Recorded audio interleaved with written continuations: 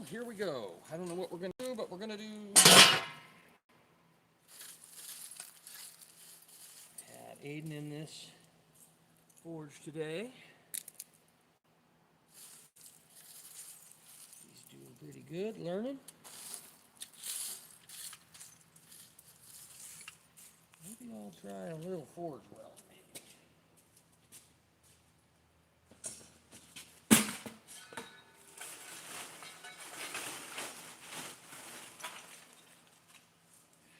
Where I'm going to get coke now that my supplier is gone to the other side.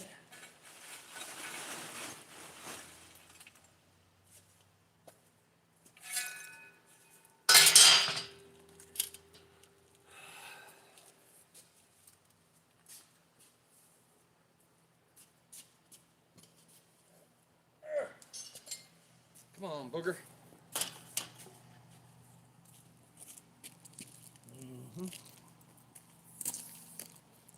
How's everybody doing this evening? I don't even know what the heck I'm doing. Start this forge up and do something.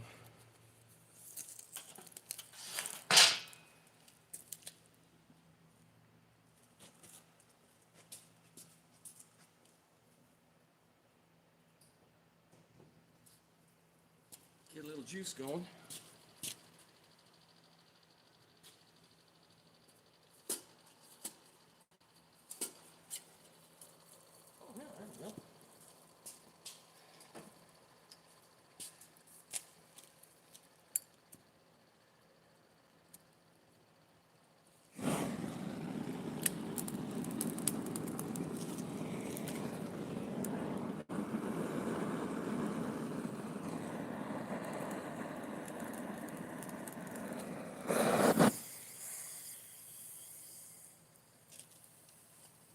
I'm fighting it.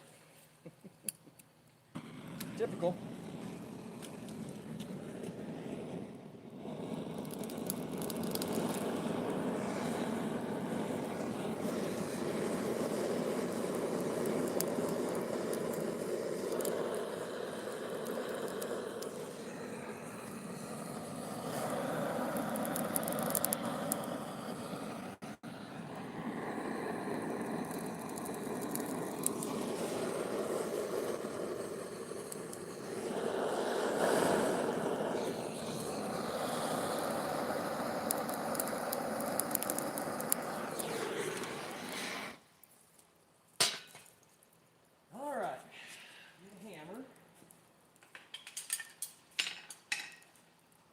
What we're going to do here.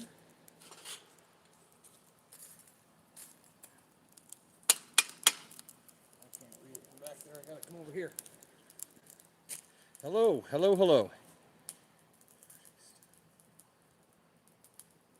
Everybody wants to do blades first. Yeah, go watch my videos. There's your tip. I've only done about 1,000 videos of forging knives, long form and short form videos.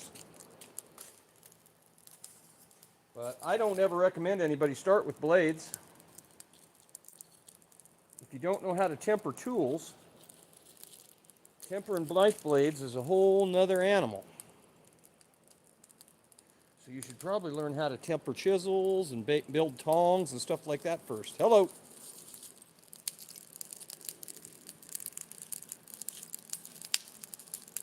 I am going to attempt to do a forge weld with little to no flux tonight. So we need to have a very clean fire.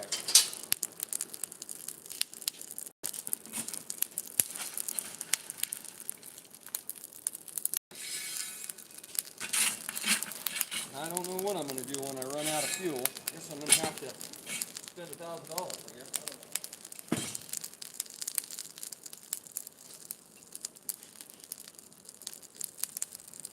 All right, first thing first. Tongs that will fit.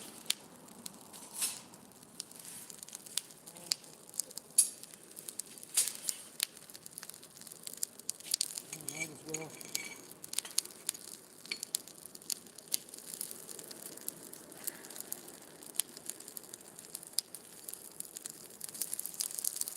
Start right there.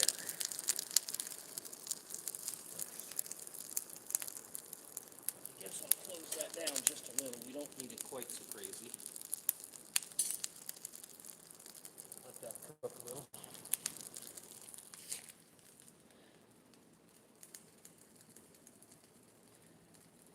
Well, here's what I would suggest. I don't know where you live, but I guarantee that there is a blacksmithing club or organization wherever you are.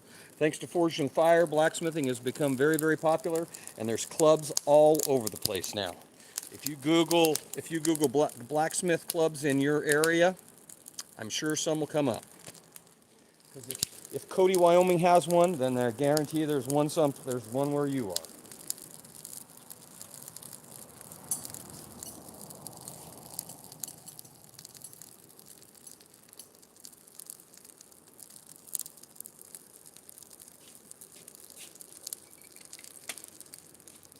Okay, so that is a little tapered. How am I going to do that? Don't necessarily want it on the center. I want a square and on the end.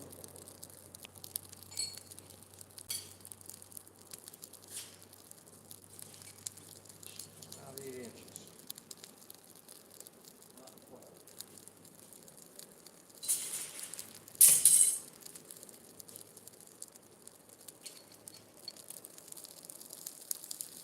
It's getting hot already.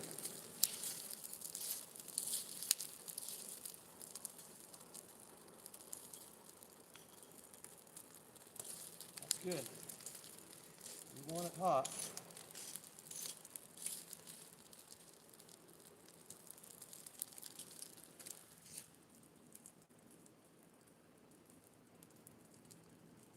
No replacing hands-on instruction. Yeah, hi from Quebec, Canada. No, it doesn't add. It doesn't add. If it does add carbon, it adds such a little amount of carbon on the outside. It doesn't make any difference. Thanks, appreciate it. Yeah, it doesn't really add that much. The only way you're going to get real carbon in steel is to put it in a crucible, where it's in an oxygen-free environment. That really makes that's how they make real Damascus steel or Wootz steel.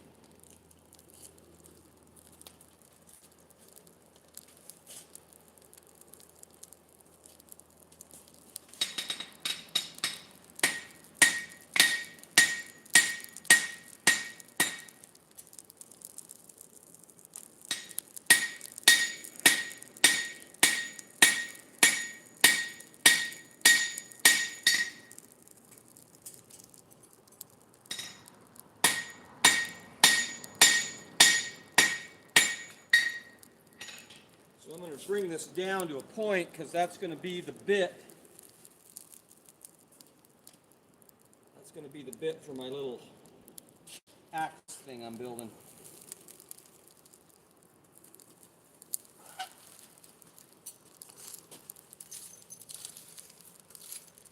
I don't know if it'll happen here or not. We'll see. I don't have any flux. I'm totally out of flux. So thank you. Appreciate it.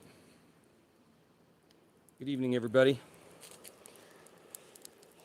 I always fight these damn forge welds anyway.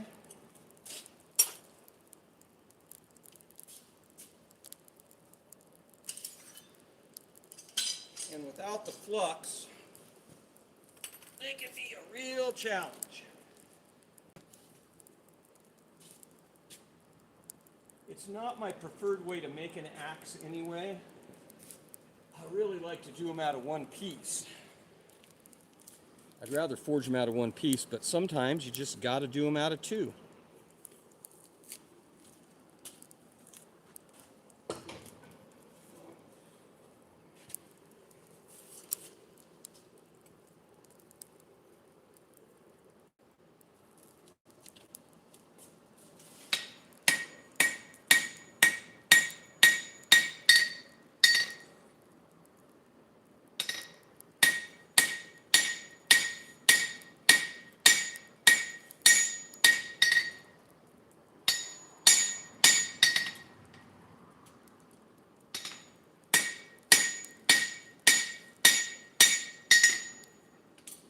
I got way more material there than I need, but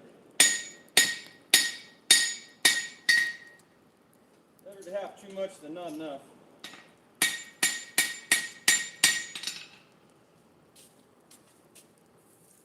I got that fire hot. Oh, turn that air down some. I want pattern on the outside. Also want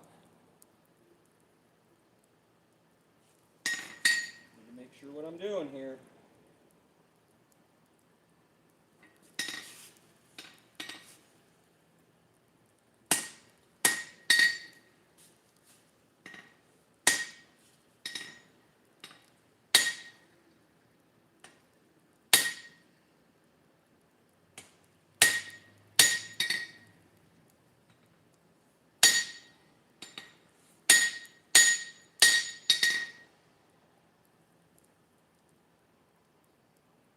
I didn't screw that up. Time will tell.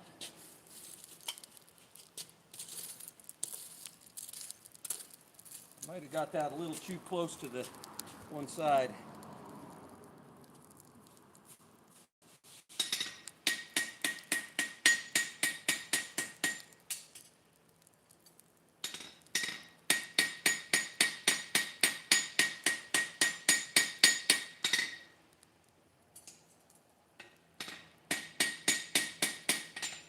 So that's going to be the bit,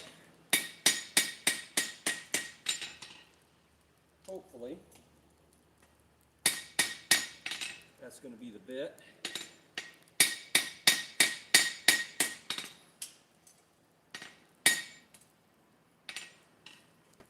So I want to keep it warm, but it doesn't need to be real hot yet. I might just leave that right over here. And then we'll give it a brush off. Hello, everybody. Good evening.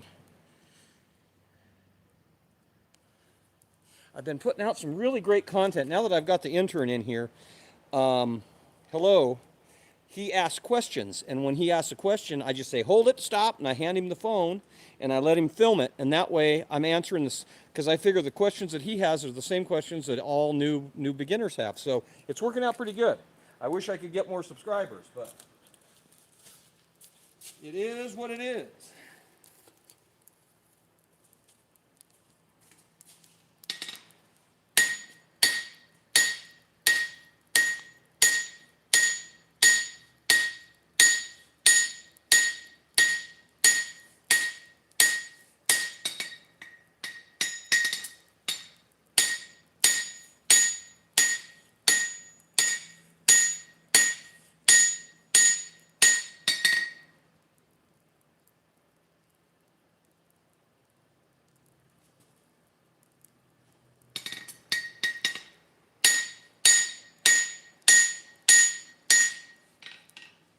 The great thing about using used material is if I screw it up, I'm not out too much.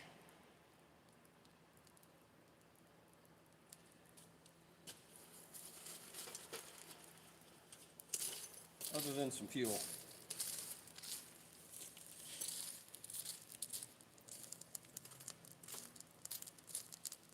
If I screw it up, I guess that means I need more practice anyway, so.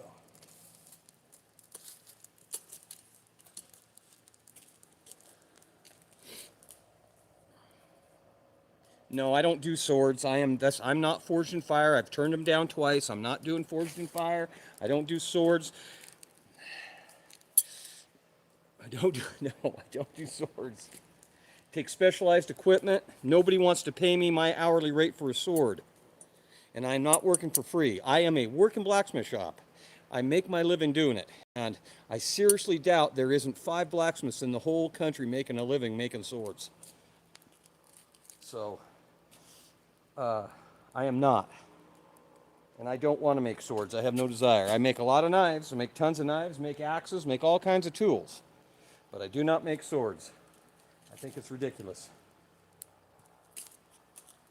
That forged in fires has ruined this blacksmithing.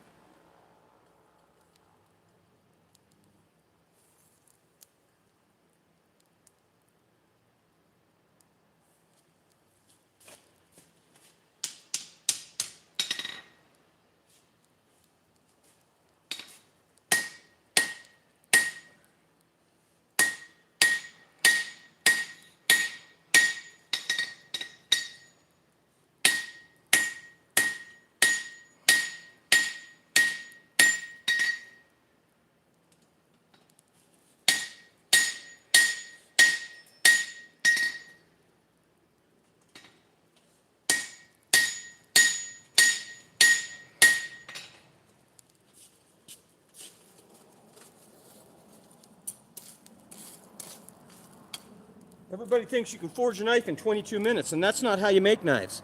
It takes days to make a knife the right way. It takes a month to make a sword. No, I'm not making any swords. The most unique tool I've made? Well, I don't do unique tools. I do tools that people use. So I do a lot of axes, draw knives. I've made a couple of big slick chisels. I've done adzes, but I don't do a lot of unique stuff because it's hard to sell. And nobody wants to pay me the money that I need to make that stuff.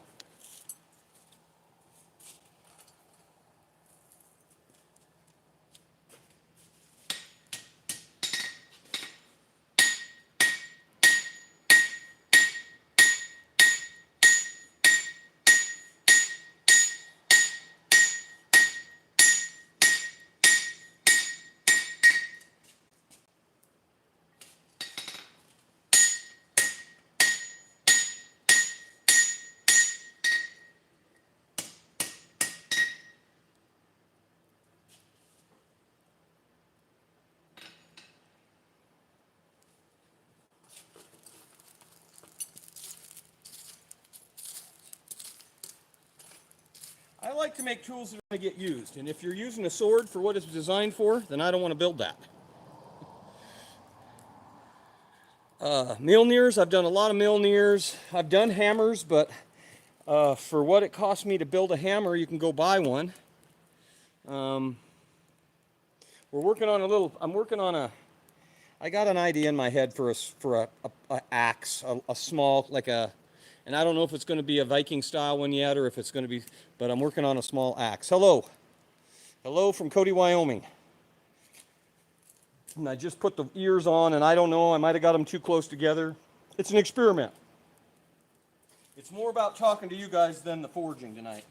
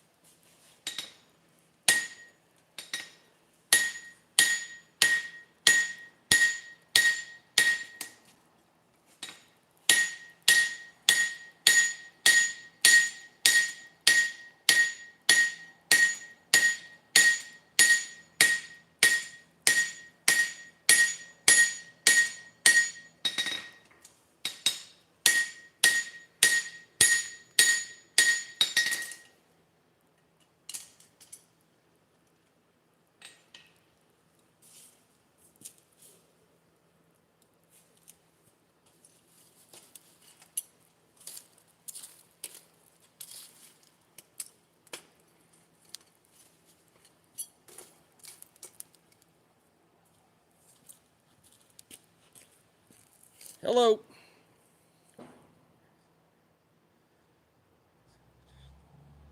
Yeah.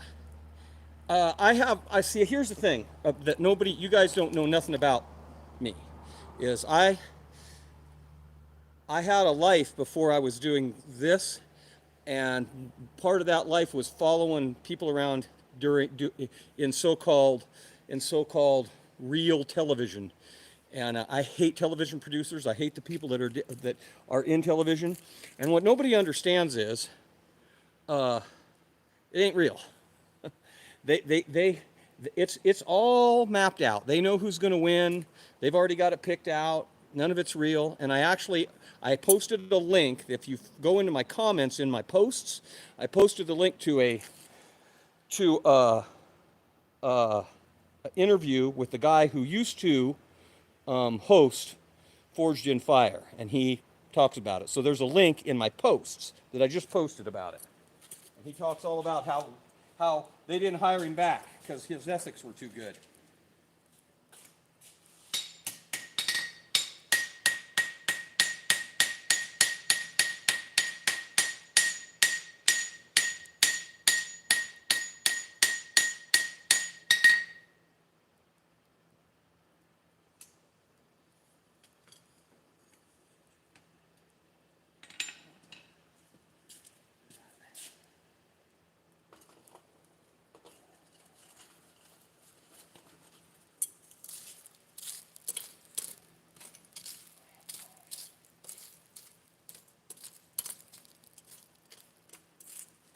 If anybody was really interested, a simple Google search of my name would come up with a big history on me.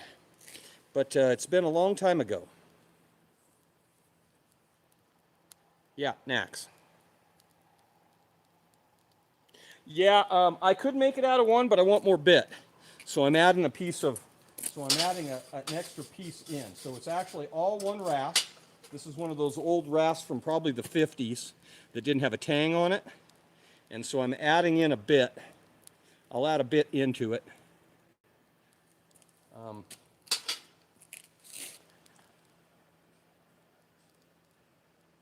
Yeah, I was never married to her, but my ex, I have a son with her, was a big personality, TV personality back in the early 2000s.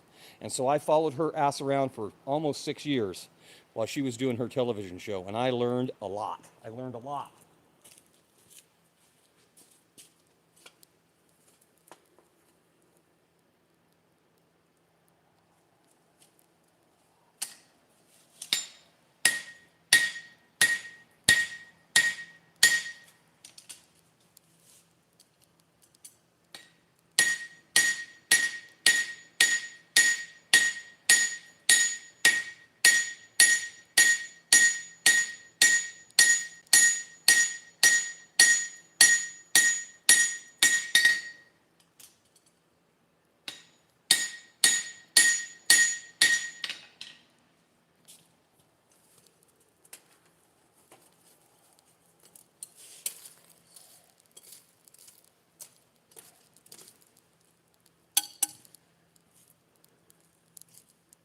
They were going to do the, it's probably something like W1, but it's a piece of horseshoeing wrap, is what it is. You can see the teeth. And I'm sorry this light is bad here. I'm a little too far away to plug my ring light in. But I'm working on it's all one piece of rasp. The rasp was about 10 inches long. I cut a couple of inches off to make the bit. I got about 8 inches there, and I've stretched it out. So now it's about 9.5 or 10 inches long now, since I did the set downs. No, it's not. You funny kids. I'm glad you're on here and not playing some stupid game, though. That makes me feel good.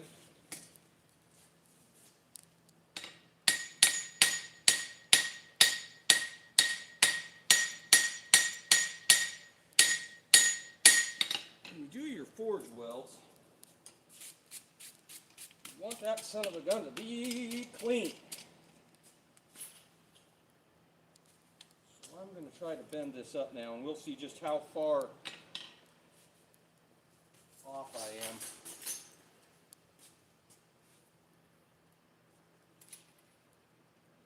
5 inches there, about 4 inches there. So I might want to cut a little bit of this off, but we'll see how it goes. We'll get it bent up and see how it works.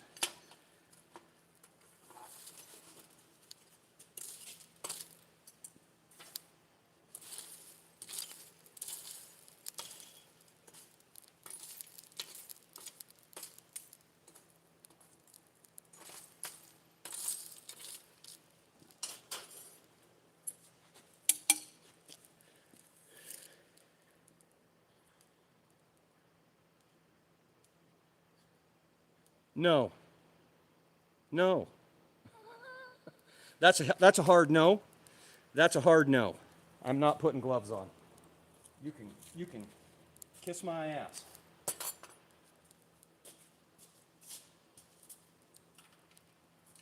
Just a second, I'm going to go try to get something to plug this ring light in.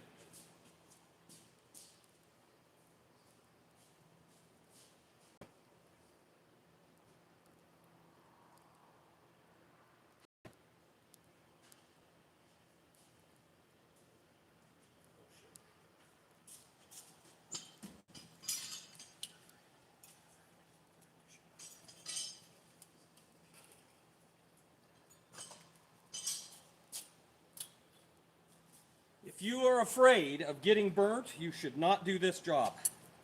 You're going to get burnt. It's like being a welder. No amount of gloves, no amount of personal protective equipment is going to keep you from getting burnt. You're going to get burnt. That just goes with doing this.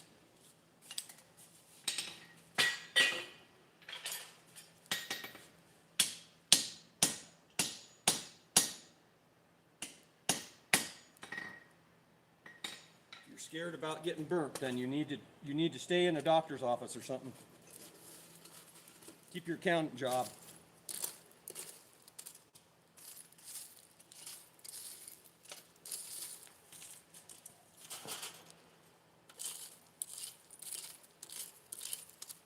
I do always wear something over my eyes, though, because you only have 2 eyes. Skin will grow back.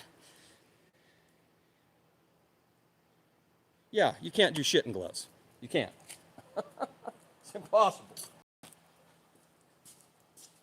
Gloves are a pain in the ass.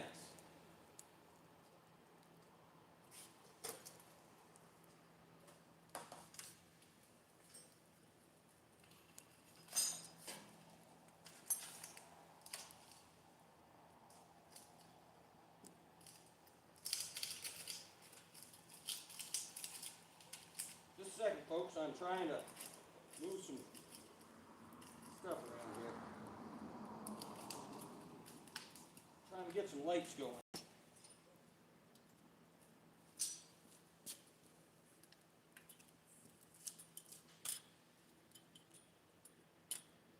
That's a little better, maybe.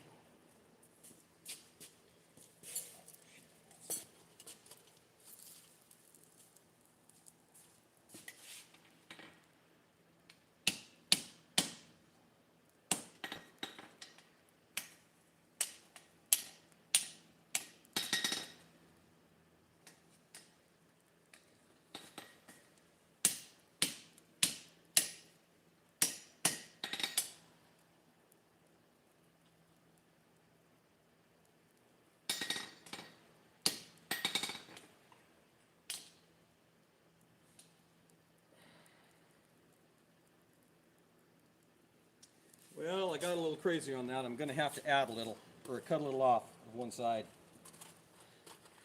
I'm a little off. I wanted to be a little off center, but I didn't want to be 1.25 inches off center. So I'm going to have to cut a little of that off, which ain't a big deal. Better to have too much material than not enough.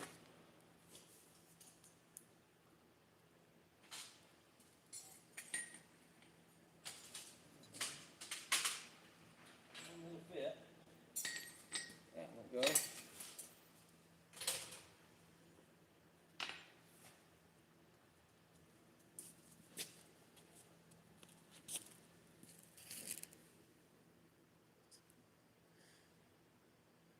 Yeah, no gloves.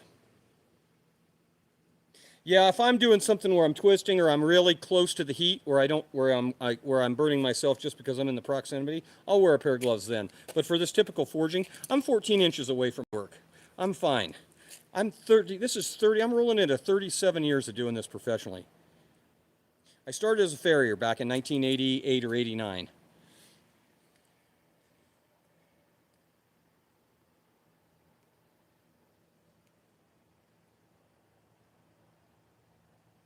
Serial killer live stream. Yeah, that's me, all right. Serial killer.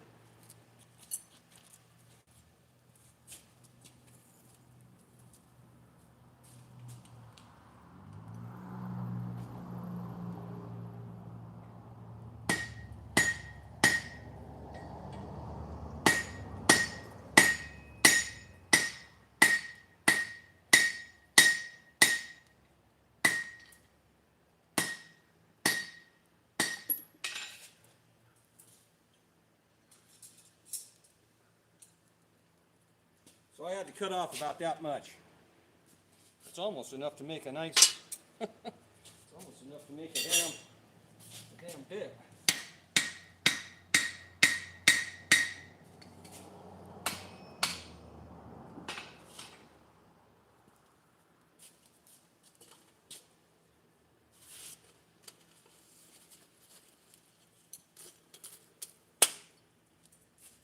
Like that might be a little hot, but it's not so hot that I can't get a hold of it. You become self-aware when you do this. After you burn yourself about 1,000 times, you become self-aware about it.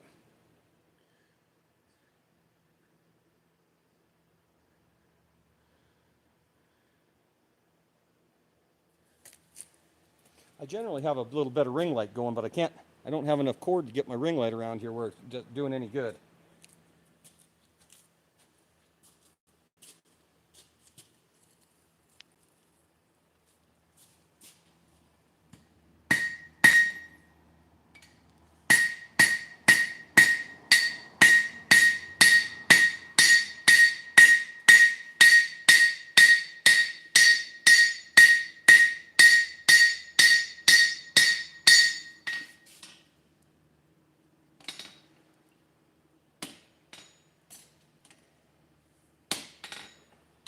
All right, so now I'm going to heat that up. We're going to squeeze that together.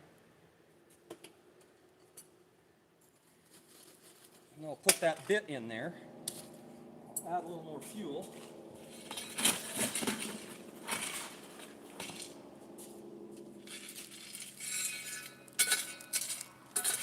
I'll turn it up a little too. Turn the heat up here. When we go to forge weld this, I'll turn the heat up a little. And I'll switch to a lighter hammer. We're doing a little axe. Yeah, I do spurs. I've done probably 20 or 30 sets of spurs. Bunch of bits.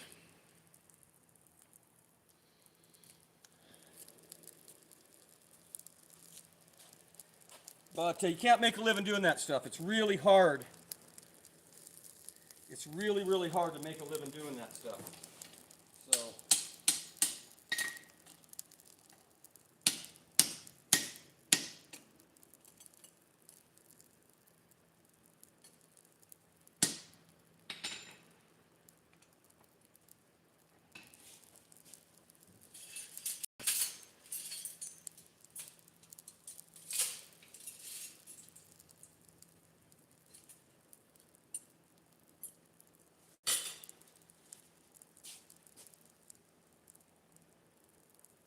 All right, let's see what we can do here. Heat that up. I'm going to open it up a little.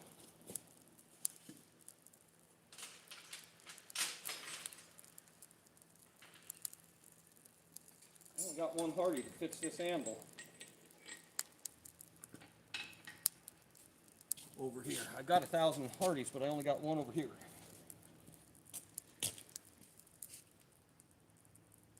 I love shooting. I love horses. Love sex, whiskey, good-looking women. I got a lot of passions.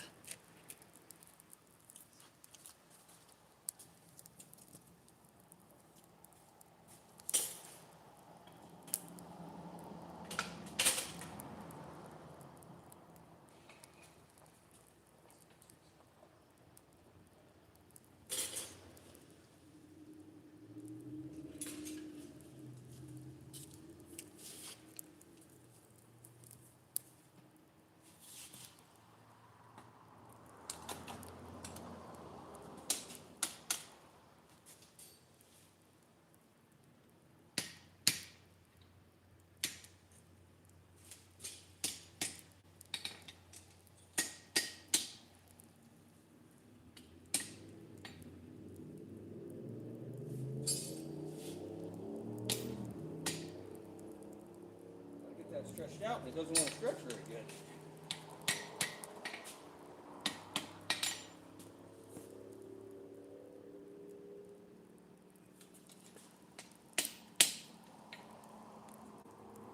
Just like that. Heat that back up. Get the bit ready.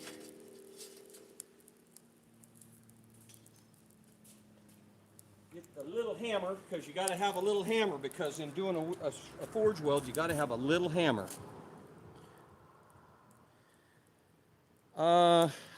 Wood, I prefer hardwood ash if I have it, but I do have a little can of vermiculite in here I use. A lot of times I use the gas forge. I just heat them up. I got a big 3-burner gas forge. I'll put all my knives in there, heat it up, and then close it off and just let them cool off slowly.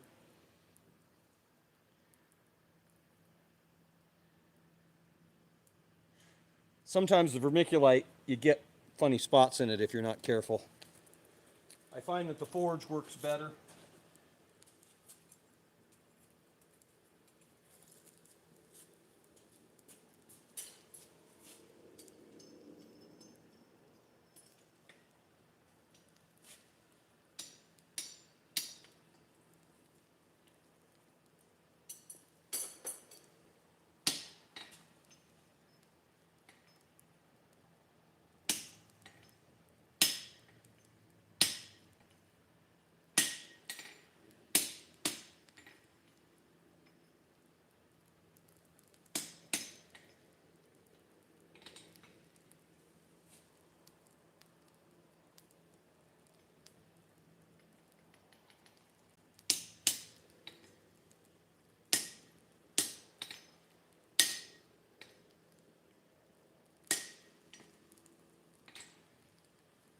Sometimes when I'm doing these,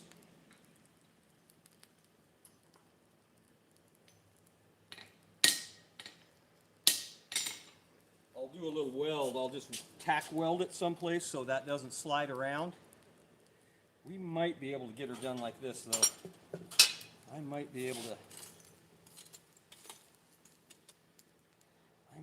to get a hold of it like that.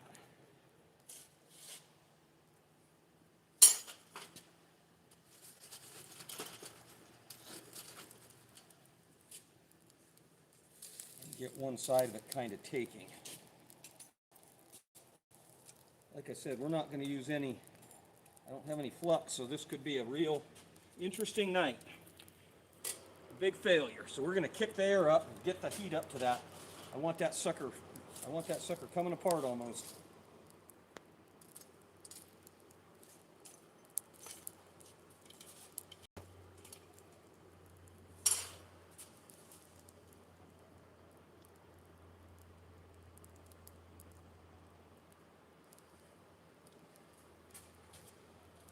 Can you hear that air running through there?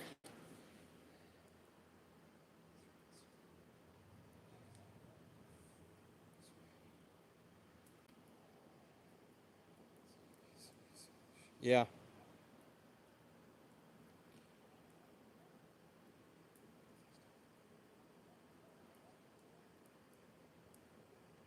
A custom logo hot punch. There's a bunch of companies that do them. They come up in my Instagram feed and my Facebook feed daily, and I never pay attention.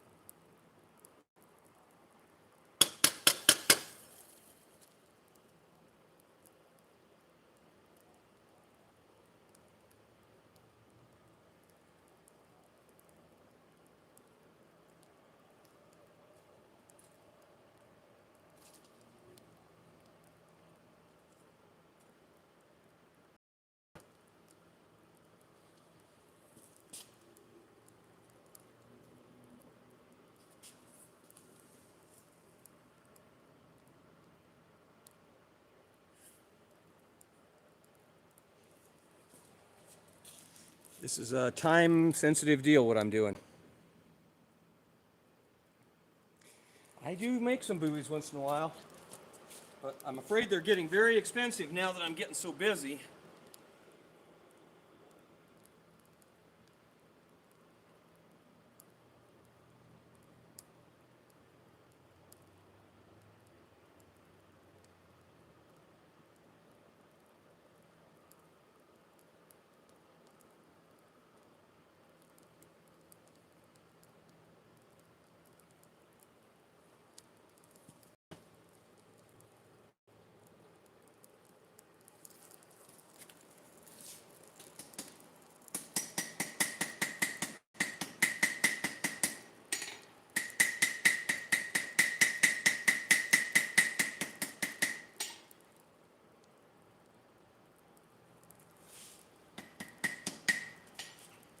Okay, here we go. Now we're getting somewhere. For the heat tour.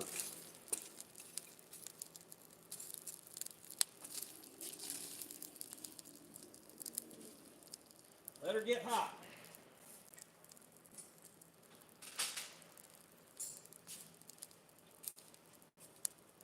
I like to do this at night because it's a lot easier to see the color.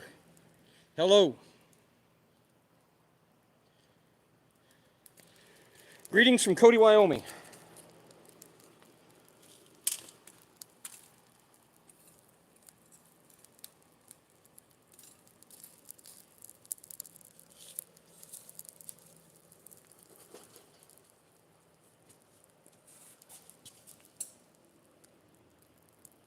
So I'm looking for it to get wet. I'm waiting for it to get wet.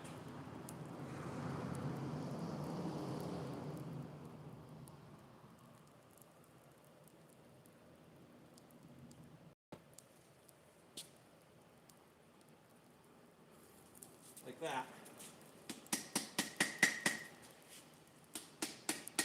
Oh, shit.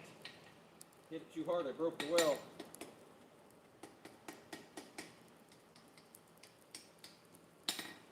I was afraid of.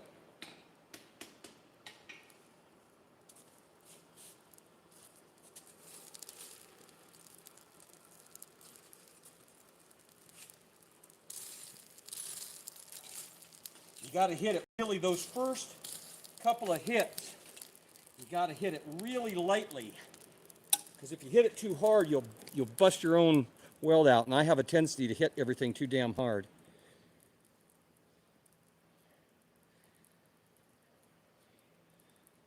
Well, I'm a troglodyte. Some people say I'm a troglodyte. Ask any of my ex-wives, they'll tell you what a troglodyte I am. Actually, I only have one ex-wife, so I'm embellishing.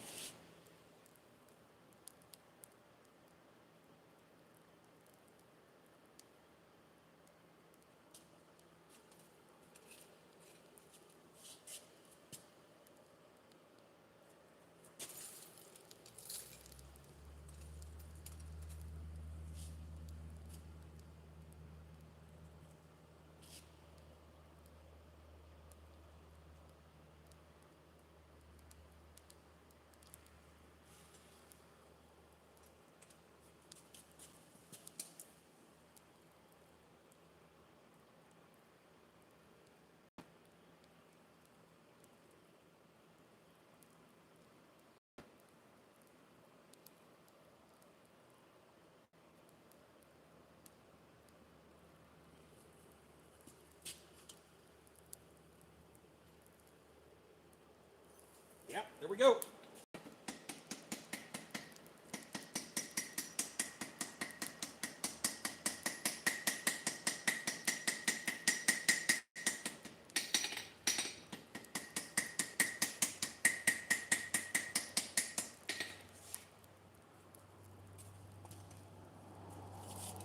Nope, didn't make it yet.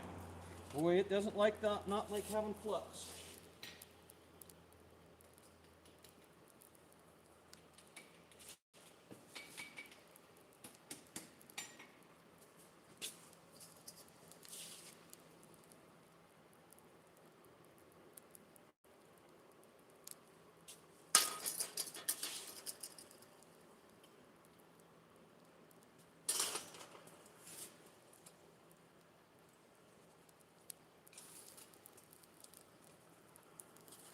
You guys knew how hot that forge was. But I knew I would fight this tonight. It's good to see a failure once in a while. Cast it in bronze. Yeah, it is pretty. But of course we have wolves and we have bears and we have, right now we have 1 million tourists. It's a little busy around here now.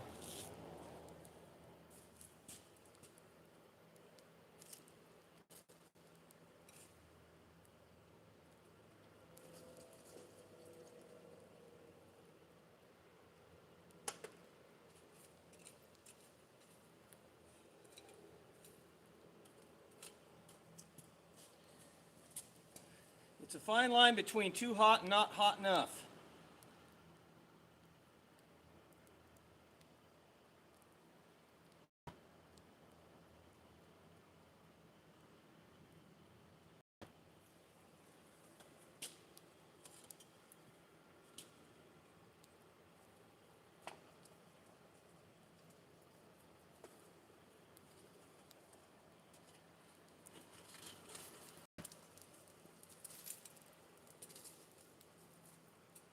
You want it just damn near white hot. And I know the camera doesn't do it justice, you can't tell. Yeah, the tourists are terrible. And with all the tourists, and there's more people moving in. I bet you Cody, Wyoming has doubled since COVID. I bet you I bet you the next census it'll be twice as many people here as there was in 2019. It's scary how fast it's growing. Very scary.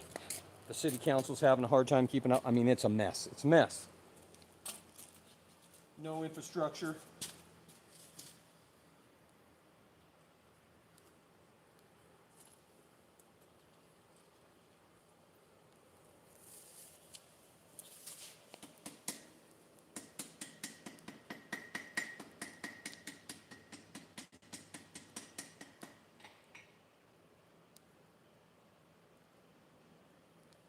Maybe. We'll try the bottom now.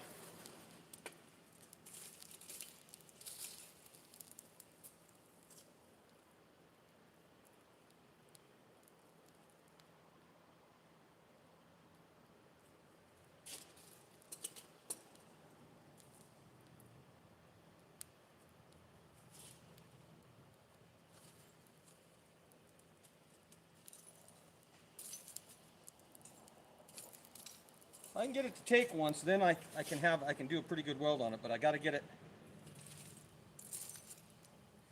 It's a very fine line, and I don't do it enough. This is not something that I do every day, so I don't do it enough to get enough practice to be really, really proficient at it.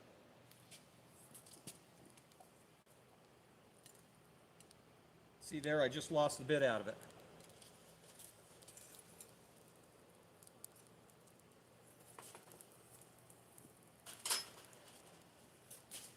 Just without flux, it's a pain, man. You guys are getting to see a real ugly knife.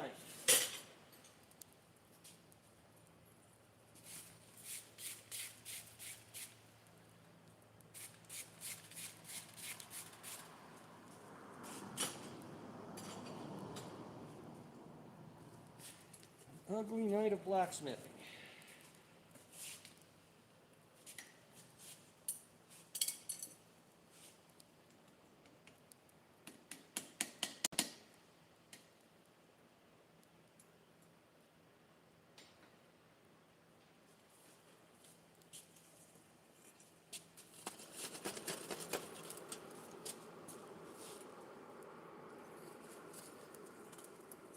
Well, we'll try it again. I'll try it until it burns up, or I run out of fuel. My forge is probably getting too damn dirty now.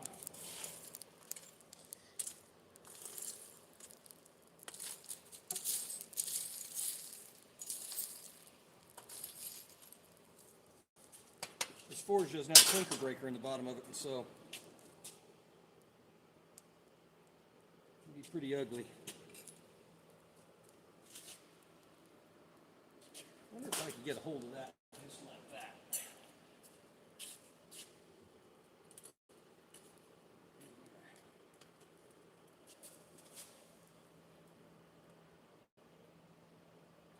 I'll let that son of a gun get sparking hot this time. We'll get it to freaking, it'll either melt or go away.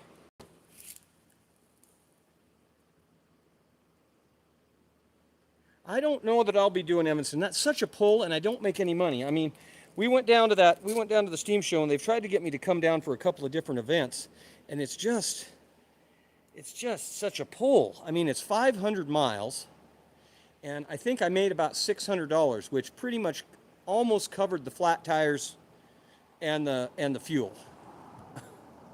You know, I mean, it was just, It just isn't worth it to do those. And then the time I miss in my own shop.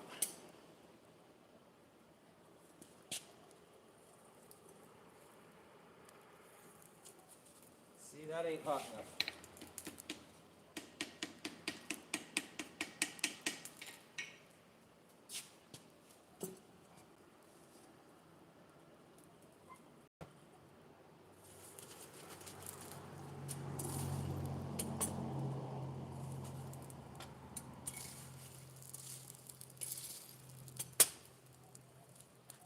I'm going to use $40 worth of fuel making a $40 axe.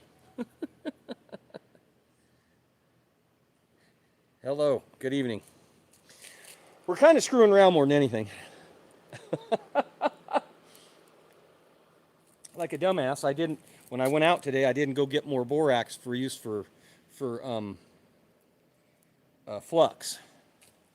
And in the past, I have just knocked the flux off of a welding rod and used it, but I don't have enough welding rod extra because it's so expensive now. I'm not wasting any welding rod. I'm using up every bit of it.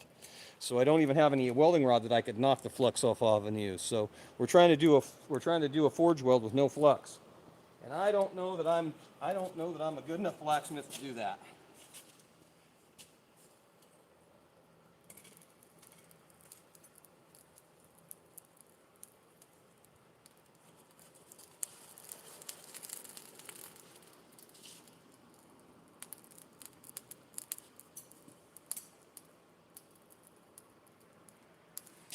I got it hot.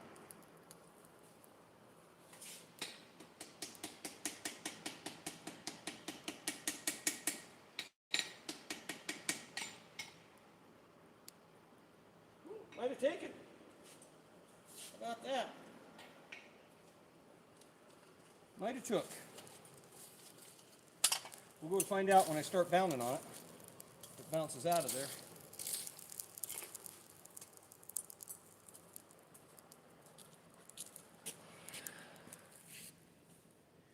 Yes, Cody, Wyoming. My name is actually NJ, just the letters NJ. And I am in Cody, Wyoming.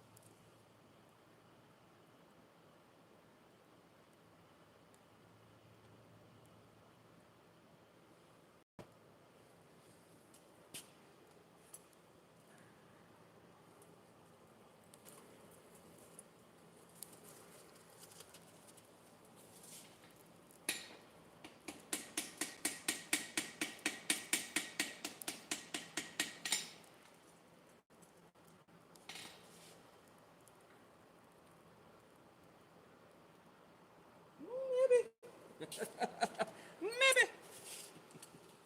Might have got it. Might have got it. I don't know. I might just be wasting my time here. Oh yeah, please like and subscribe, everybody. I'd really like to see 200,000 subscribers. When I got 100,000 subscribers, it was a huge milestone for me. And you know, look, I'm 53 years old. I don't own a computer. So, I mean, this channel is a labor of love for all you guys.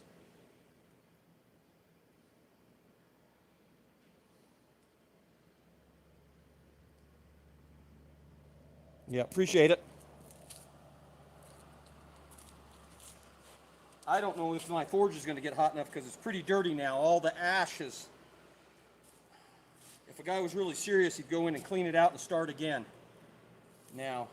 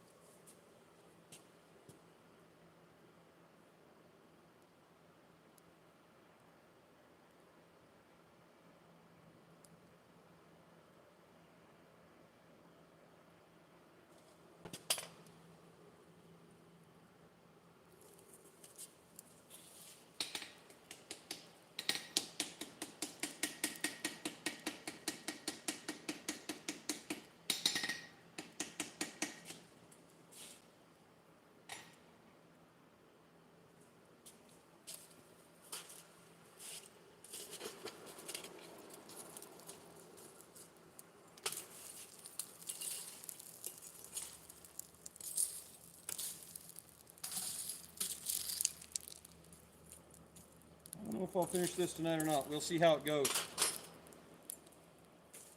I don't know how long I've been on for. Oh, about an hour. Hello. Happy 4th of July to you guys.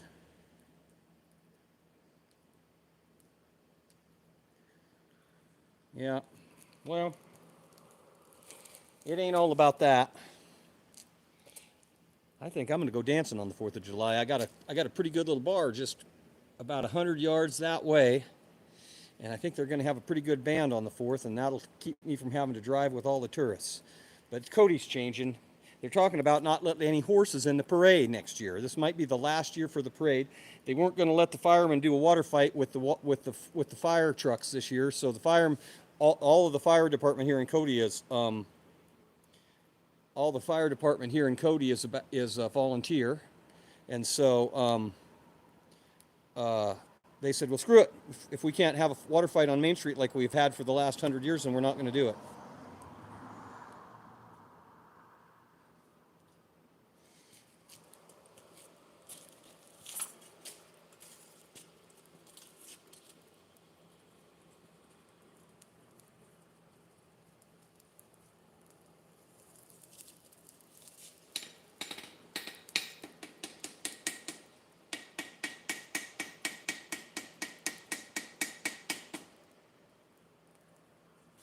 Oh, look at that. I bounced it too hard. God damn it.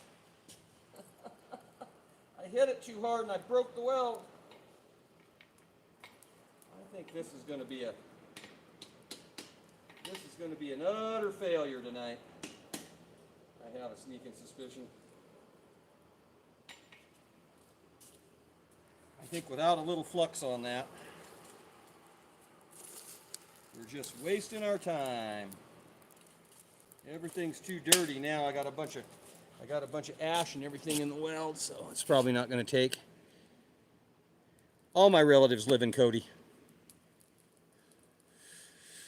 I'm 5 generations Cody, Wyoming.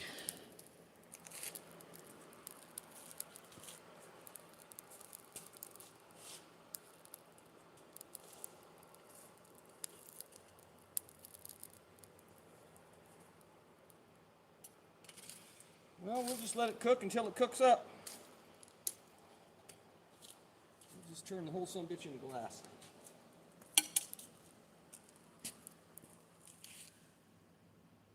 Yeah, I'm burning human bones. Yep, that's exactly what I'm doing. Yeah, I cowboyed for a guy by the name of Dick Mader in Gillette for one spring back in 1994 or 95. And we had so much snow that spring that they called in the National Guard. And the minute they opened that freaking road out of that son of a gun, I got out of there and I've never been back to Gillette since.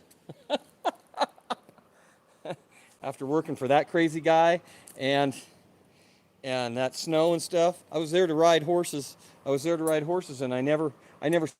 for over a month. I never saw a horse the whole time I was there. I milked cows and did sheep and everything but ride colts. I never did see a colt.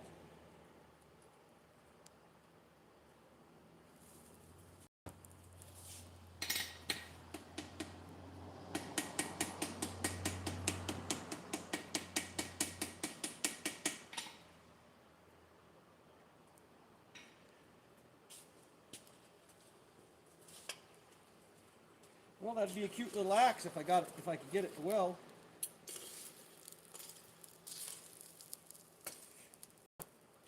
Maybe I'm using too big of a hammer.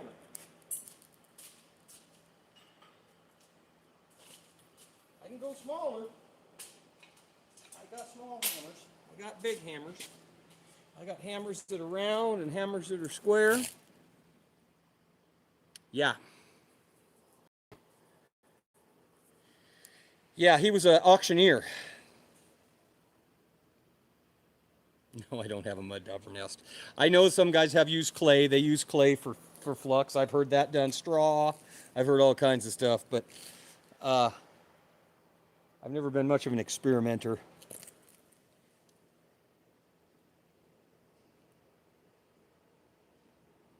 Yeah, I don't know that country very well. Like I said, I drove in there about Easter, It must have been April. I've never seen so damn much snow in my whole life. It was, boy, his wife could cook though, I'll tell you that. Old Mrs. Mater, she could cook. He had me driving over to freaking Spearfish to the auction sale and picking up calves, and I helped lamb, and I doctored chickens and all kinds of damn shit. Well, I think they get quite a bit more snow over there than we do here in Cody, most years. We're kind of in a little banana belt right here in Cody in the Bighorn Basin. All the big heavy storms kind of go around us mostly. It's got to be pretty damn bad for it to come over to the mountain and hit here very good. This is real desert here. We don't get more than about 8 or 9 inches of precipitation all year long here.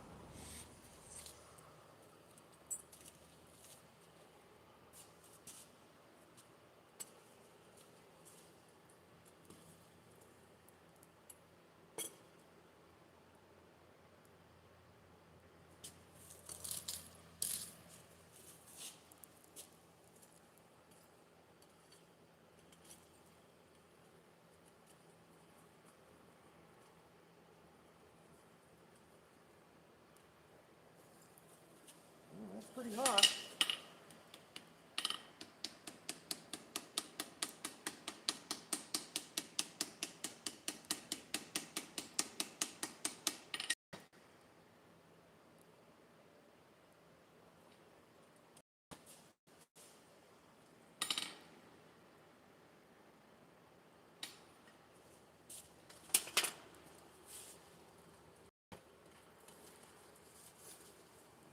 It's not taking, you guys. I think I'm just wasting my time now. I'll have to cut it open, grind everything clean, get a new bit. Yeah, it's gorgeous here. It really is. But we do get winter and we do get the wind, just like the rest of Wyoming. And the town isn't the same as it was. Everybody's found it. I bet there's... It was 9,000 people in 19. I bet it's going to be 19,000 people next year. I bet it near doubles. Hello. I might just try to burn this son of a gun up.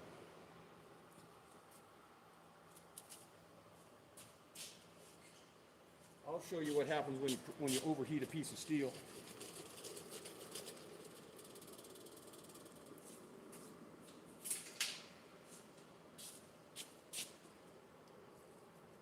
I knew better than to try this with no flux.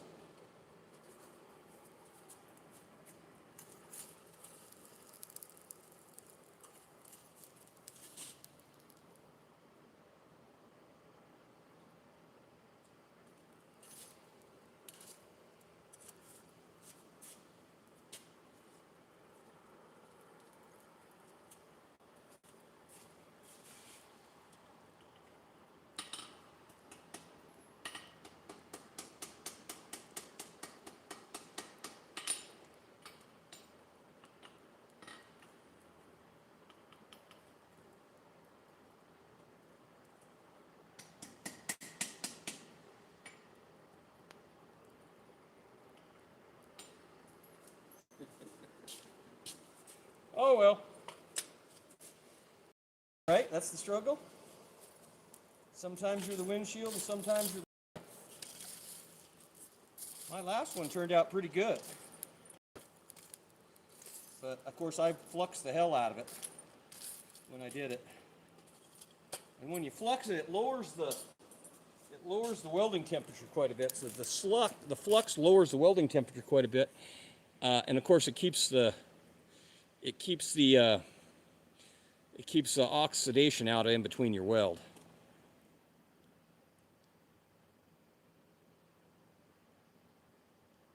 That's crazy. I used to do a Western tack sale and show for several years in the early 90s.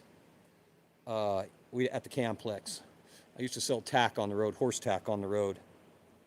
And we used to go over there every, gosh, seems like the weather was always pretty good, so it must have been March or April. Yeah, shit happens. And there's so many little things that can go wrong with this that can cause this to screw up. There's a ton of stuff that can go wrong. You see the guys on YouTube and they make it look so simple, but what you don't see is all the screw ups, because they always edit the screw ups out.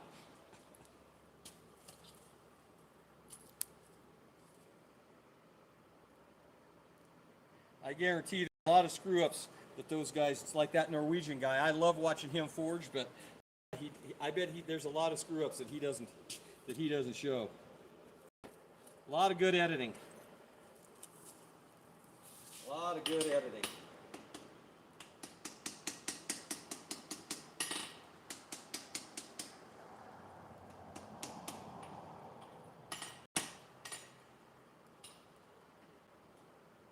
Well, it would have been kind of nice axe if I had got her done. Got plenty of material there. I would have sculpted this all out and made that good, but I think we're going to call it quits. I'll knock that out of there. I'll open.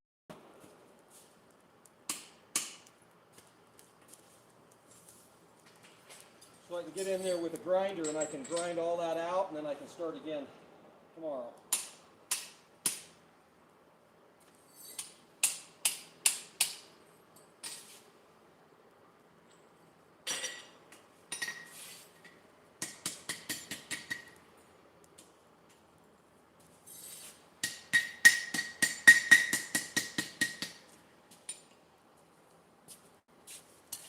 And I'll have to grind that out. And maybe what I'll do is I'll cut some teeth in that.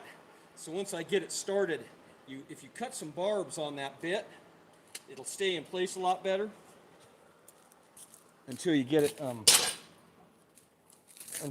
it welded good. Keeps it from sliding around. And I'll go get me some flux and we'll try it again tomorrow. Yeah, it was a big old 1950s horseshoe and file, about probably 3/16 thick, or 5/16 thick. I want more thickness. I'll show you.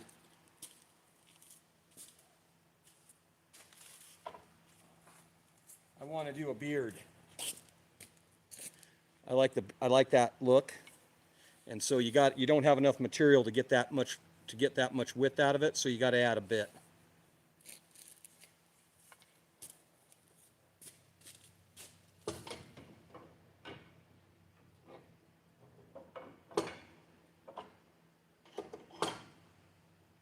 This is the last one I did.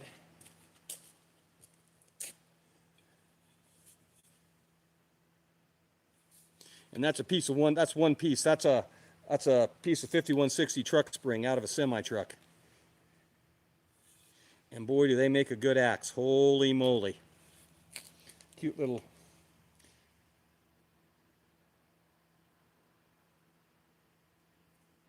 Yeah. So I can do them.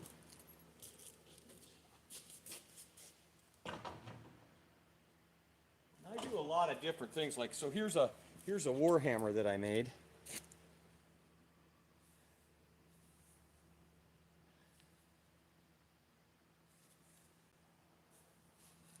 Kind of cool.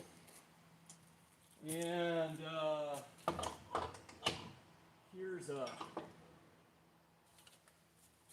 here's a shepherd's axe, shepherd's walking stick. So it's got a little dirt adze on one side and a little axe on the other, and then a point for walking. A lot of guys call them a Basque axe. I guess the Basques carried them a lot for pruning trees and stuff. Kind of cool. And then let's see, what else do I have here?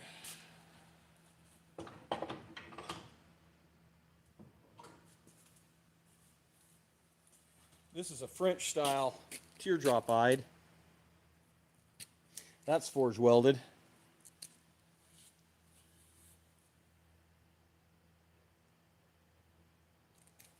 Yeah, I do. If you go to the, if you just Google Cody Iron Works, it comes up. Or there's a link in my bio on this page.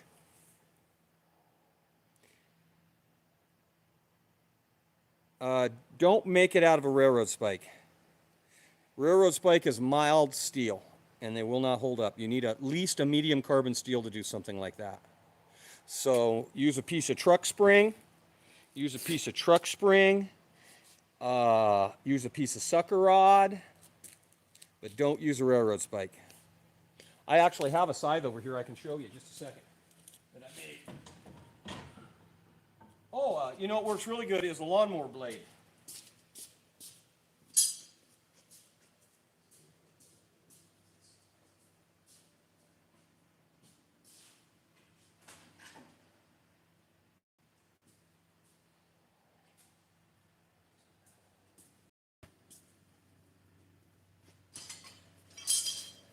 This one's made out of a lawnmower blade. I haven't finished the handle yet, but it does cut the weeds, I can tell you that.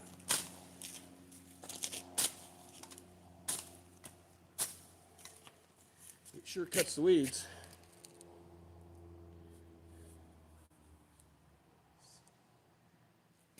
Well, that's bullshit. Because here's what I can tell you. High carbon steel in a high carbon steel does not work for a nail. Because if you have a high carbon steel nail, they work harden. Now think about the hundreds of millions of pounds that go over a railroad track and that nail vibrating and hammering in there. If they had high carbon steel, they would shear right off after a while. And you never see one sheared off. You always see them wore down. And that's how I know that they don't have high carbon steel. I have made hundreds of railroad spike knives, hundreds, and I'm not exaggerating, hundreds of them. And at the very best, they might be a medium carbon steel. At the very, very best, they're terrible for knives. If you want to make real knives, if you just want to make knife-shaped objects, that's fine.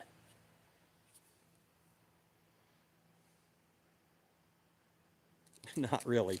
It's just, but like I said, a better steel to make that kind of stuff out of is a lawnmower blade, because lawnmower blades are designed as a fairly high carbon, medium carbon steel. They're, you know, they don't come apart when you hit rocks, because if you had a real high carbon steel lawnmower blade, every time you'd hit a rock, that son of a gun would shatter like glass. I'm not arguing with you. I'm not arguing with some knothead on the internet. I'm not doing it. I'm not doing it. Okay, you make it out of whatever you want, buddy.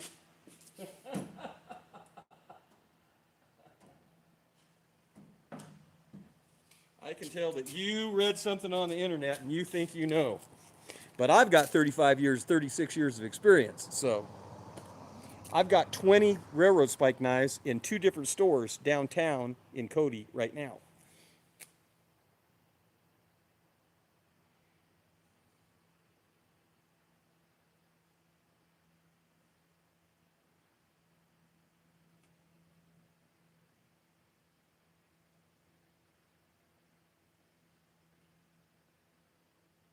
There you go. Yeah, there's a lot of people online that think they know. And of course, everything you read online is true. Yeah. Well, there's different skills for different applications. My favorite, you know, I make tons of, see all those tongs? All but about 5 pairs of them I made. See all those chisels and punches and all of those? There's 25 or 30 of them on there. I made every one of them.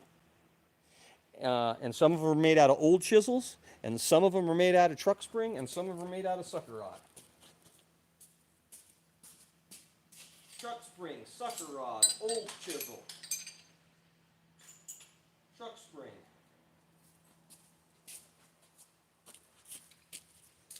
My favorite center punchers are made out of truck spring. These big drifts, these are made out of sucker rod. These are old. This is an old chisel that I redressed and remade into a drift. This is the eye punch made out of a piece of. This sucker has punched. That's probably punched 1,000 eyes in different horse faces and. Well, shit, I've got 1,300 videos. You can go watch the videos.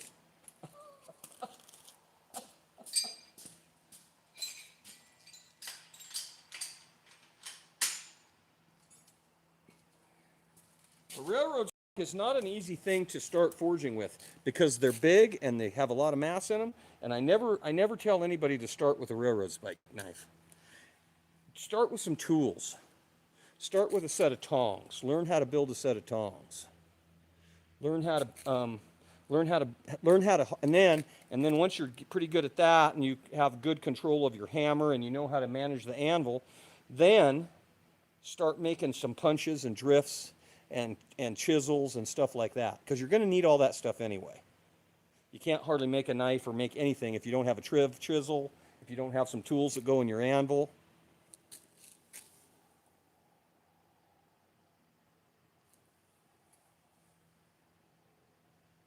Yeah, she's not the prettiest gal.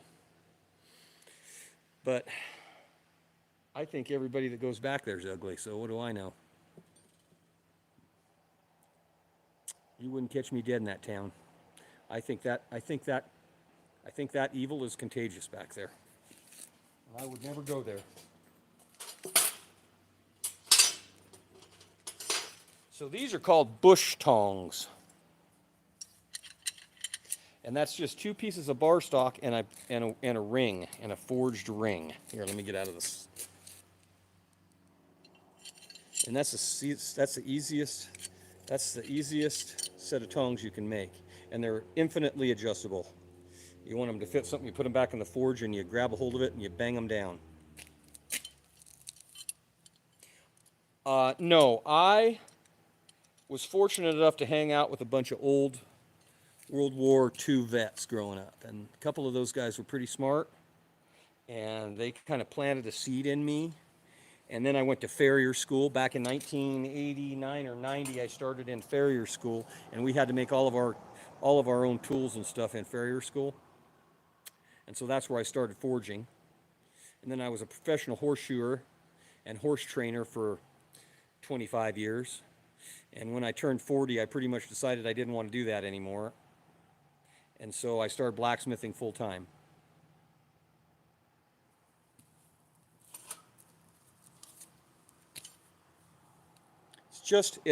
They're 1 inch by 1/4 inch material. You can make them out of anything because you can forge them down.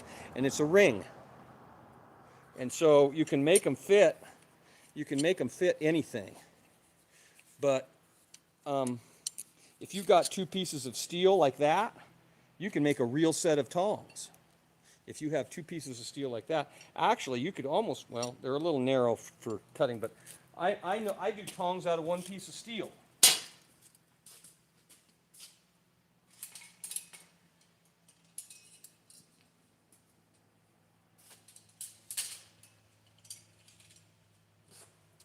These are called pause tongs, and these are probably for doing round stock and all the stuff that I use, but that's 1 piece of steel. So that was a piece of 1/4 inch by 1.25 inch or 1.5 inch material.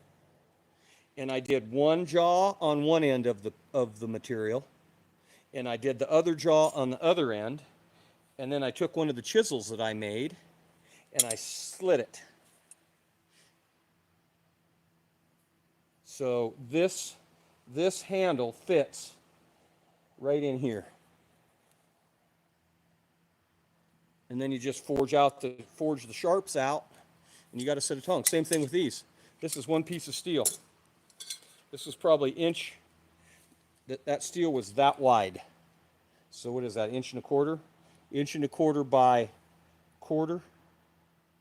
I did this on one end, this on the other, and then I split them. And you can see I didn't get them totally even. So this is a much better tong, and then all you got to do is know how to set a rivet. But that's why you got to learn how to make some tools first. You got to learn how to harden a chisel.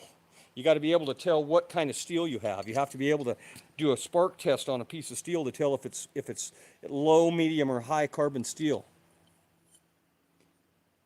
I hate rebar. I hate it.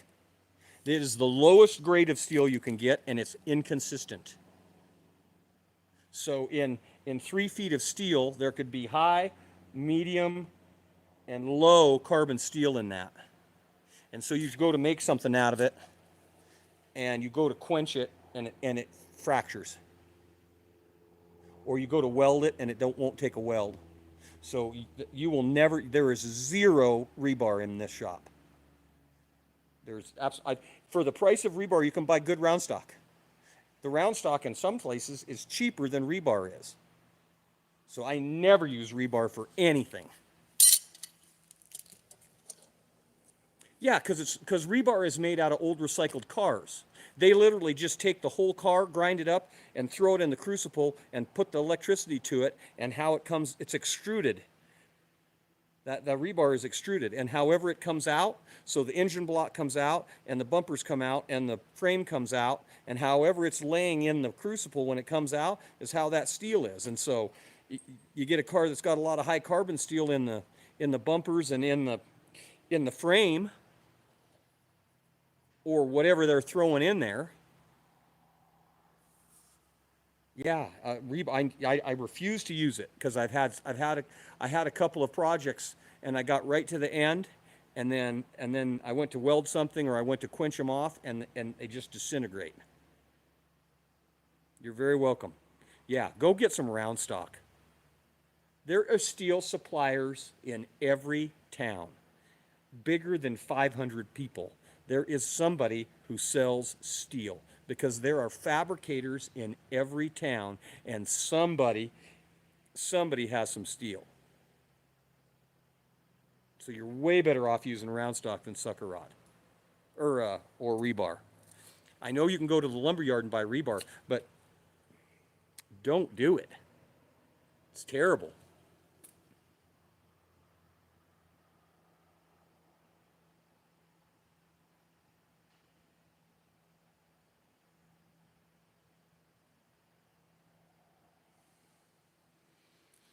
Well, what helps is drawing them out. That helps. The great thing about, most of your tongs, there's a couple of different styles of tongs that don't have to be the same. A real good trick is to make your bolster big. So when you do them and you're laying out your tongs, see how fat I made that bolster and long? So if they're just a little off, when I go to punch the holes or I go to drill the holes, I can cheat it a little bit, and it doesn't matter if one handle is longer than the other. And I'll show you a set.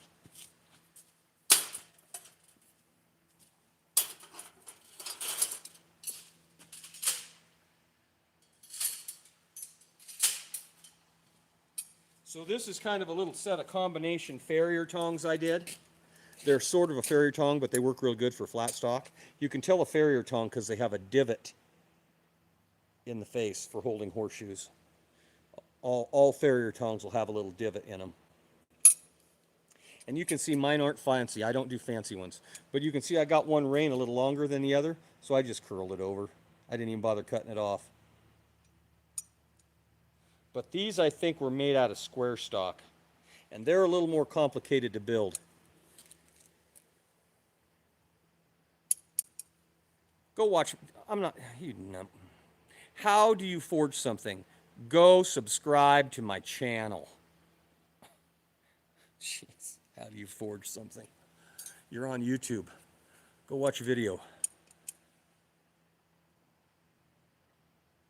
Yeah, go ask for some drops. Generally, anything less than 4 feet, you can get it for just a little over scrap price if it's less than 4 feet.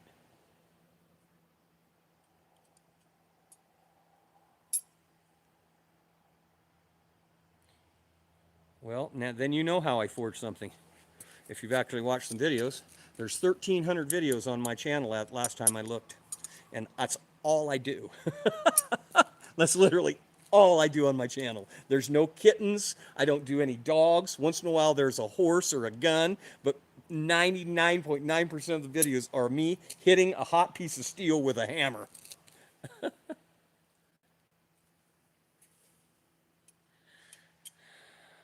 I machine stuff with a file.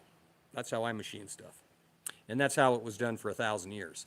No, I'm in Cody, Wyoming. I am not from Texas. What time is it here? I don't know. I don't know what time it is. Let me look.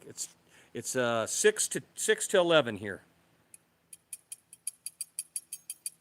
If you actually are one of my members, if you're a member on my page, I put gun content. I put my gun content on my members page because YouTube hates it and they won't show the videos. They punish me if I put a gun video on here.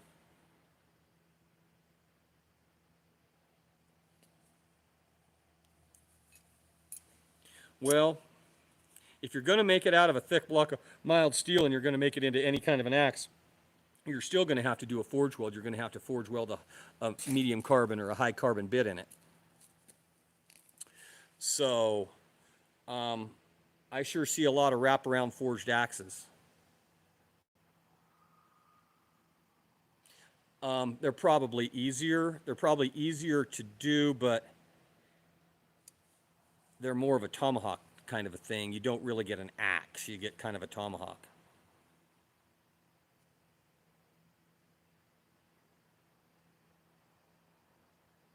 Well, I just spent an hour or however long failing at one. So the forge welds aren't exactly easy. And I've been, like I said, I've been doing this a long time and I failed at one tonight. So.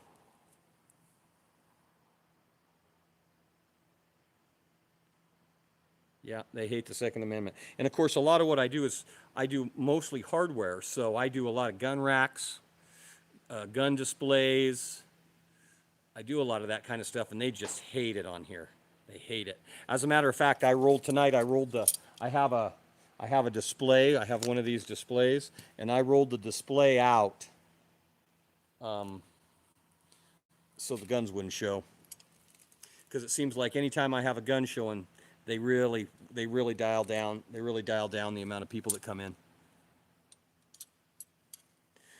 If you come to the Cody Museum, you better plan on staying a couple of days because you can't see it all in one day.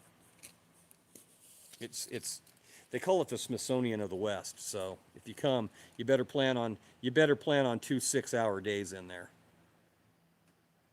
And a better time to come is in the wintertime. Then you don't fight the crowds. You got the whole museum to yourself. I'm a member. I'm a member of the museum. So I can go in anytime I want.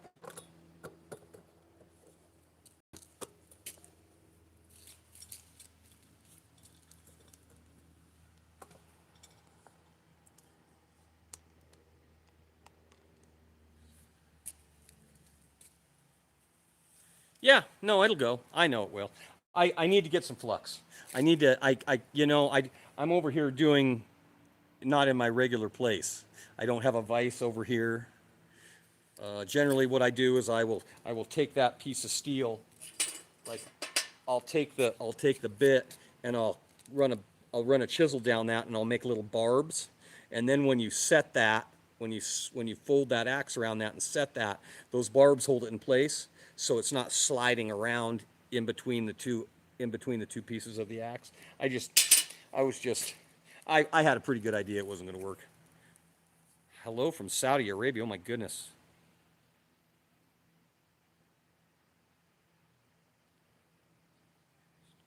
No, I've been gathering up some stuff and kind of setting it aside because one of these days I want to start doing a rendezvous. And it doesn't look like I'm going to be able to do it this year, but if this apprentice I got, if he actually takes off and starts wanting to be in here a lot and he can make a living at this, I'll probably start doing some more shows. There's a really great rendezvous they put on every year down in Riverton. There's a good one that they do at South Pass. Pinedale's got one, so I might start doing a few rendezvous because I do a lot of flint strikers. I do a lot of cooking trivets and all that stuff that all those mountain men guys like. Tomahawks and knives. I do all that stuff, so. Thanks, I appreciate that.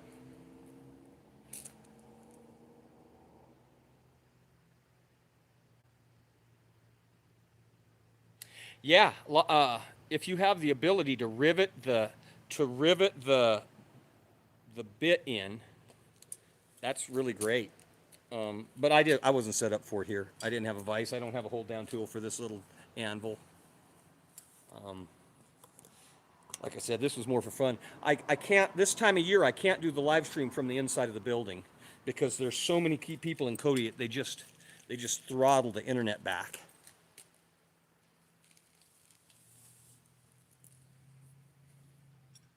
No, my folks have a little Small ranch out north of town here. I do not own a ranch. My folks got a little ranch.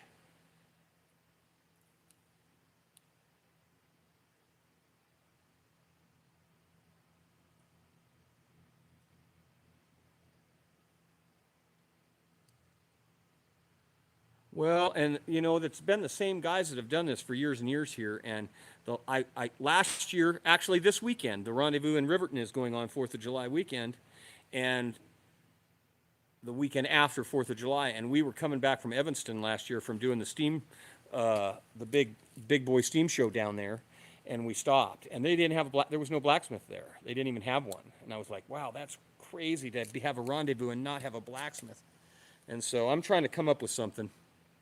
I'm thinking about making a caisson, like an old cavalry caisson that they pull behind a cannon, because the blacksmith used to have a cavalry used to have a caisson specifically for the blacksmith in the cavalry unit.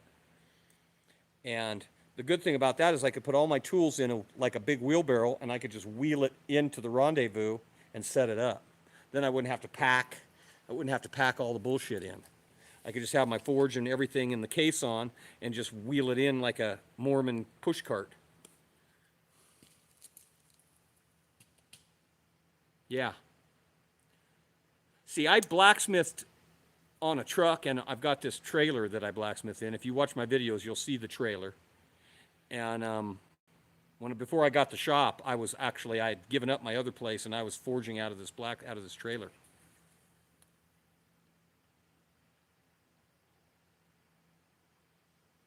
I'm sorry to hear that. Upton's on the other side of the mountain, right? Upton's over by Buffalo, right? Is that where Upton is? I don't own any horses. My folks have a bunch of horses. I don't own any horses now. I had to put my last old mare down here about 5 or 6 years ago, and it about broke my heart. And I sold my horse trailer. I sold my saddle. I just wanted to be out of it for a little while, so I gave it up.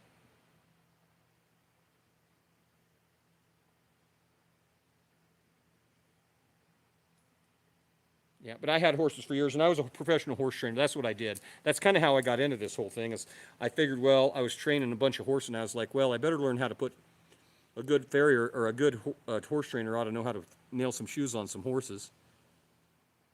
Yeah. Oh, right. Okay. Right. Yeah. I know where it's at now. Okay. Yeah. Yeah.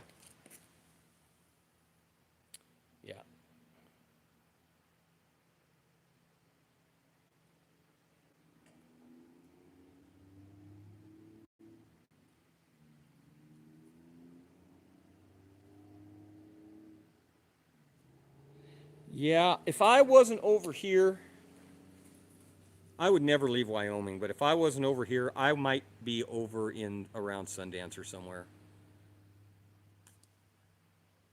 Yeah. If I wasn't here, I'd probably be I'd probably be over there.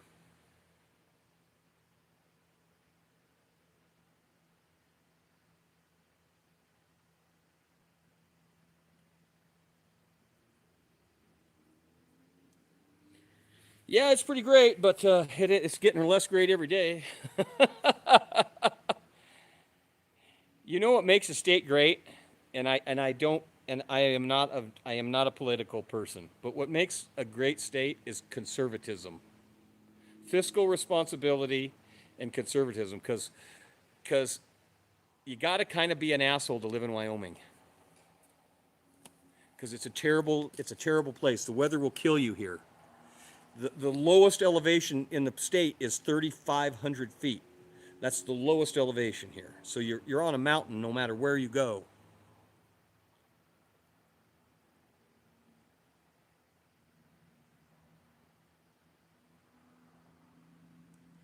Yeah, it's crazy. It's I can't believe just in the last since COVID how this town has grown. It's nuts, and I hate it.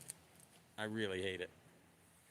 So I would be willing to bet that in the next 8 years we won't have a volunteer fire department because These people are moving in here, and instead of building 1,200 square foot houses, they're building 12,000 square foot houses. And there's no insurance company in the world that will insure a $12,006 million house, 12,000 square foot, $6 million house, when your fire department is volunteer.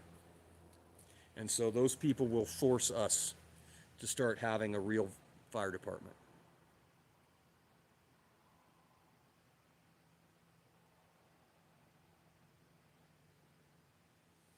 Texas. Texas is ranch friendly. Texas is the best. If you're going to ranch, Texas is the place to ranch. There is no public land in Texas. It's all private land in Texas. Or New Mexico, but New Mexico is really dry and deserty. There's a lot of nice ranches in Texas. Yeah. If you really want to ranch. Because here it's glorified farming.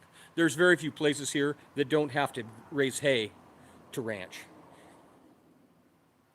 Because the winters are so bad, you have to supplement your cows here.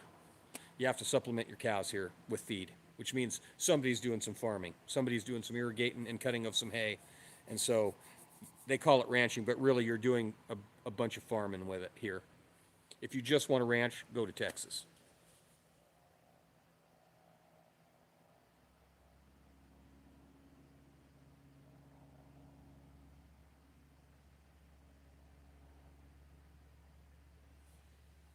Yeah, or you can just message me. If you just Google Cody Ironworks, it all comes up.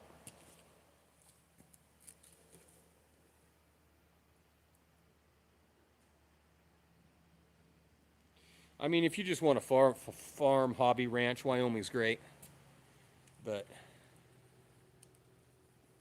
yeah, Lander's beautiful. The hippies have taken it over. Yeah, a lot of people that can't afford to live in Jackson Hole are now moving to Sheridan, moving to Cody, and moving to Lander. Yeah. Like I said, if I was going to live someplace other than right here in Wyoming, I'd be over in the Black Hills. I'd be Newcastle or north and Sundance or south. I'd be between Upton. I'd be between Upton and Sundance. I'd be over there someplace.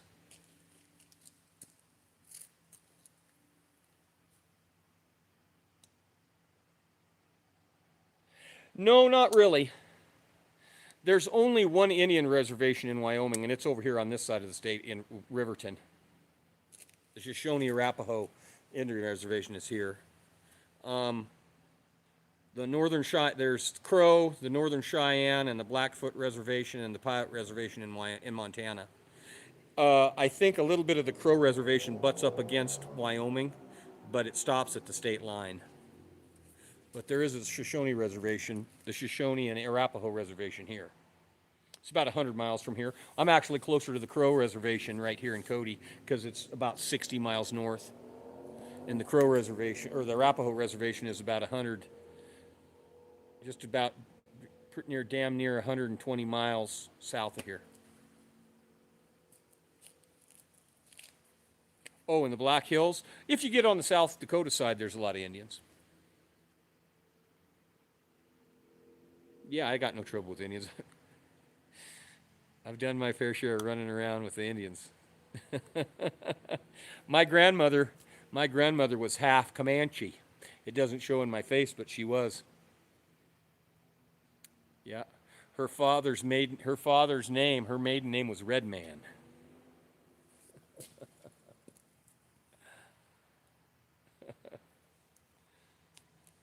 Yeah. So that would make my grandfather, a squaw man. And that might have been something back in 1943 when he married my grandmother, or 1940 when he married my grandmother in Cody, Wyoming. Yeah, it's just outside of Lander there. Fort Washakie is where it's at. Yep.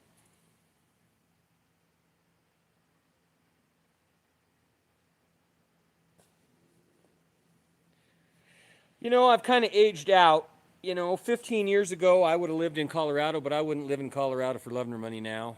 I almost moved to outside. I almost moved to Cortez, which is just right there next to the next to the Navajo Indian Reservation, the Hopis. Everybody's there. Almost moved there. Um, but I'm 53 years old. I'm looking at the end of this deal now. I'm well over halfway through. So, thank you. Appreciate it.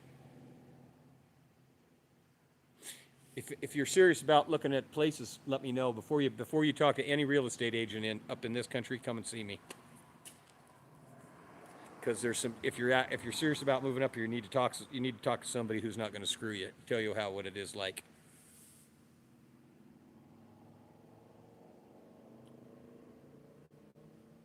Yeah, I like Canada. I don't want to live there, but I like it. I showed horses in Regina, Saskatchewan. Twice I went up there and showed horses.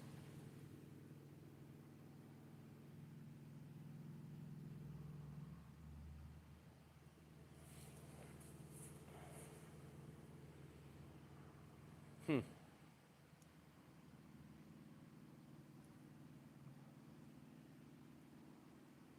Yeah, anybody who's watching, I see there's still about 62 people watching. I hope you're subscribed. I hope you go watch some videos. I'm really trying to grow the channel. That's why I do these live streams, because they don't pay anything. These live streams it's just, it's just, I'm just trying to get people to promote the channel and go watch some videos. And I like promoting Wyoming. I do like, it's a great place to spend the summers for people. We're 50 miles from Yellowstone National Park here. Jackson Hole, the Tetons are right here. There's so much to see here. And in the summertime, the weather's fantastic here.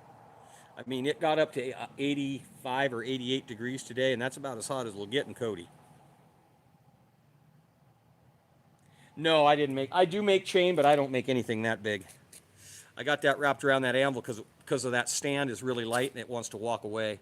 So I just happen to have a bunch of chain I just wrapped around it to keep it nailed to the ground so it doesn't try to travel out from underneath me. I do make chain though, but I don't do forged link chain because I just don't have the ability to do it.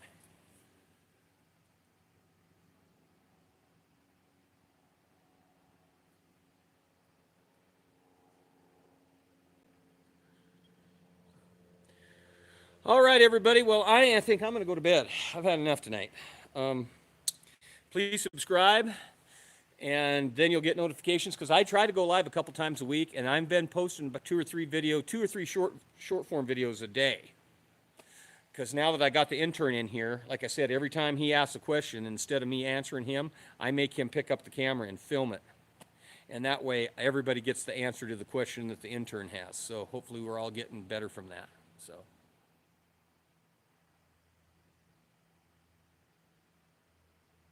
I appreciate it, everybody.